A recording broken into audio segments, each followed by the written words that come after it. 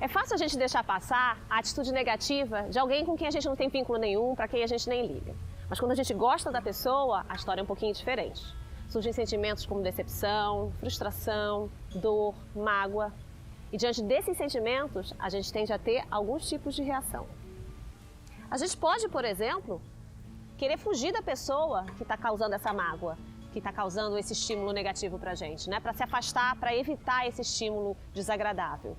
Ou mesmo a gente pode querer se afastar da pessoa como uma forma de punição, para fazer o outro se sentir mal, como uma vingança, né?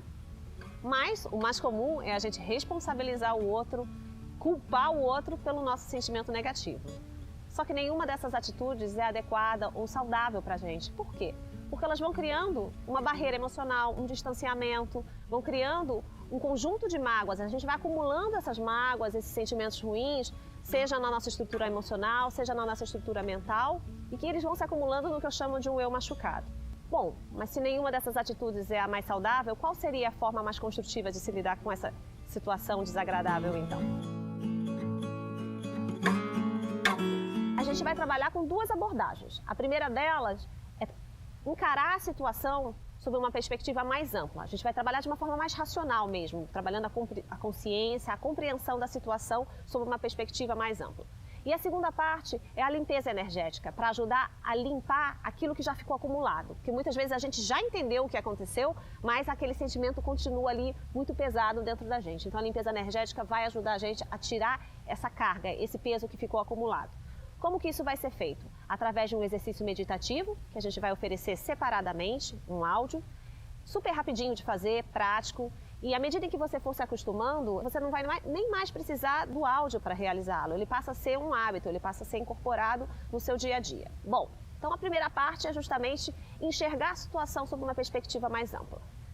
Vamos olhar para o outro, já que a gente está culpando o outro, na maior parte das vezes a gente culpa o outro, vamos olhar para o outro e perceber que, de repente, de uma forma pontual, naquele dia ele teve um dia ruim e aí acabou descontando a frustração. A gente também passa por isso. A gente fica de TPM, a gente tem um dia, né, que brigou com o chefe, brigou com o namorado e acaba descontando a raiva em cima de outra pessoa. De uma forma mais ampla, pode ser que aquela pessoa haja daquela forma, às vezes até repetidamente, não porque ela queira magoar você, mas porque ao longo da vida dela, ela teve experiências que levaram, né, foram modelando a atitude dela para que ela haja daquela forma.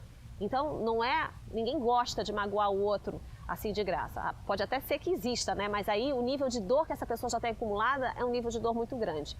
E quando a gente percebe que ela age daquela forma também por causa de dores que ela mesma acumulou, a gente pode criar uma compaixão, uma compreensão que já ajuda a tirar um pouco da carga da situação. Porém, o outro a gente não tem como mudar, né? E ele tem o direito de ser quem ele é, do mesmo jeito que a gente tem o direito de ser quem a gente é. Então vamos trazer o foco pra gente. Eu vou utilizar agora uma adaptação dos 6 passos de clarificação emocional descrito pelo Dr. Joshua David Stone no livro Psicologia da Alma. Eu simplifiquei para 3 passos. O primeiro passo é a gente descrever, e isso pode ser feito de uma forma escrita ou apenas mental, a situação, o que foi que aconteceu. O segundo passo é a gente listar quais foram os sentimentos, os pensamentos, como a gente reagiu, quais as atitudes que vieram à tona diante dessa atitude da outra pessoa.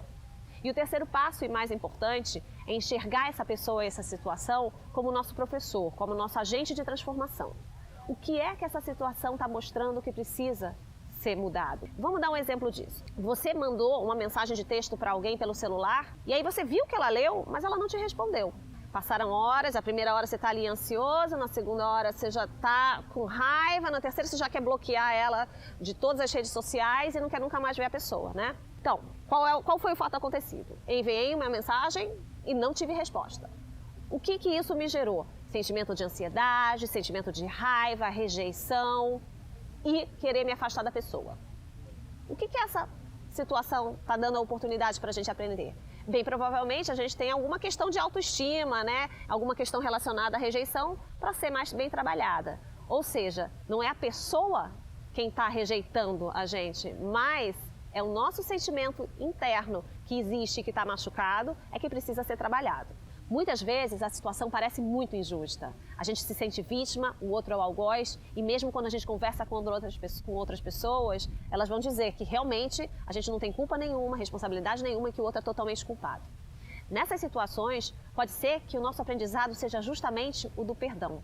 Algumas pessoas carregam um nível de dor tão forte, tão intenso, que a vida delas é um transbordar contínuo dessa dor, infligindo essa dor às outras pessoas. E aí, você sempre vai ter a escolha, por mais difícil que seja, de ser mais forte do que qualquer dor. É claro que isso que a gente está conversando aqui são só os primeiros passos. O que vai promover a transformação é a continuidade do exercício e da prática desses passos. Para você se aprofundar nesse processo, você vai encontrar um exercício meditativo disponível na descrição do vídeo.